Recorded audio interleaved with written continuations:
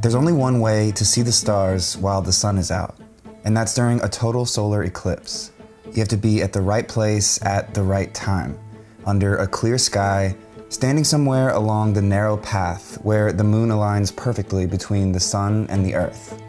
When the moon passes in front of the sun's disk, it darkens the sky just enough for distant stars to become visible. There have been many photos of total solar eclipses, but this one is special. It helped prove a radical idea that redefined gravity and turned Albert Einstein into a celebrity. Because the stars in this photo aren't where they're supposed to be.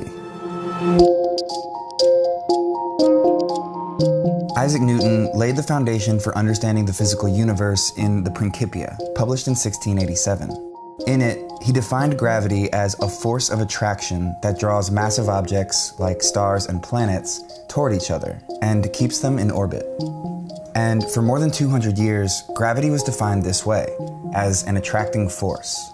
But Albert Einstein saw gravity as something completely different.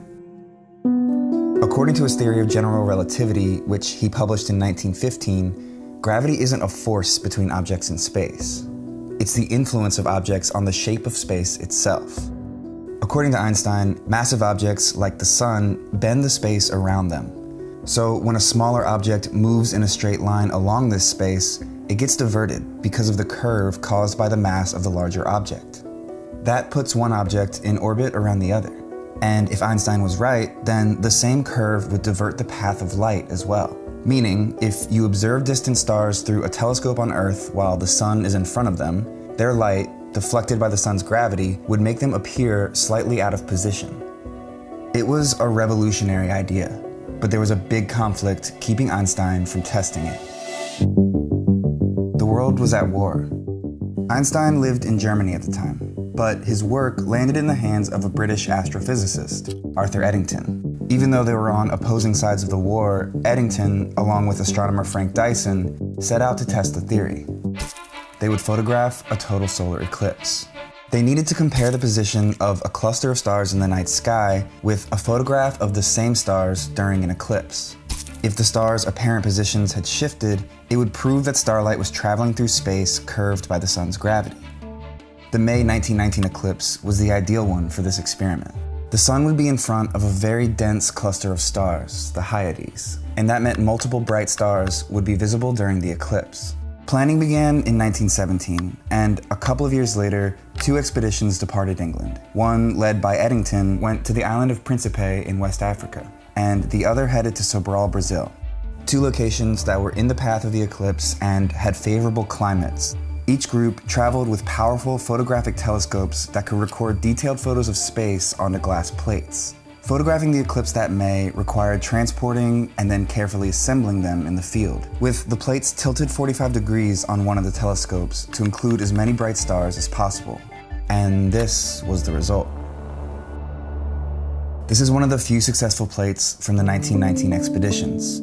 It came from Brazil. It shows the eclipse during totality, the sun's corona bursting forth, and the rarely seen solar prominence. Most importantly, bright stars of the Hyades. Back in England, Eddington compared the position of the stars from the eclipse plate with another of the night sky, using a machine that can take measurements within photos at the microscopic level. The comparison revealed that the stars had shifted during the eclipse by roughly the amount that Einstein predicted.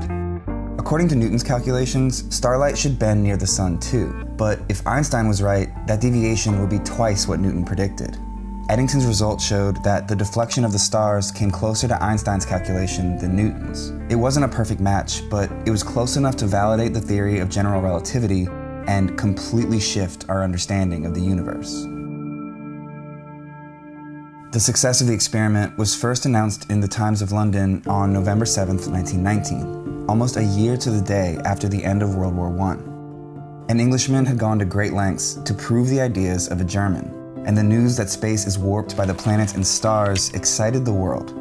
Einstein, who before this moment was only known in the physics world, essentially became a celebrity overnight. He remained an international pop culture icon for the rest of his life, and a favorite subject of press photographers. Observing eclipses continued to be one way of testing general relativity for decades to come, with more sophisticated equipment repeatedly confirming the accuracy of Einstein's theory. General relativity allowed physicists to begin to understand advanced concepts about the universe, like black holes, which ultimately led to this, the first photograph of a black hole, taken in 2019, a century after Eddington first proved Einstein's theory with a photo, and completely changed our definition of gravity. There may be only one way to see distant stars in the middle of the day, but there are endless ways to listen to music. One of those ways is with these cool new earbuds from Raycon, who sponsored this video. And unlike Einstein, we're not relying on heavy equipment and once-in-a-lifetime eclipses here.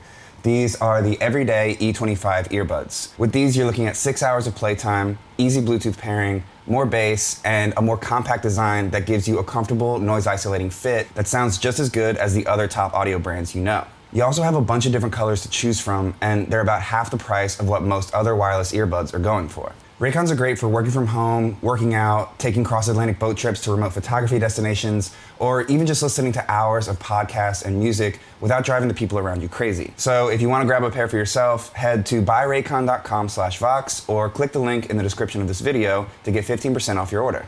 Easy. Raycon doesn't impact our editorial, but their support makes videos like this one possible, so go check them out.